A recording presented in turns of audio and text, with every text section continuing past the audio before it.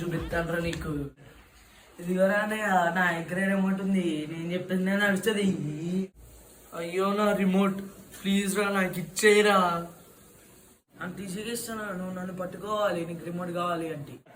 Please రా ఇచ్చేయరా ఇచ్చేయరా. రే రే రే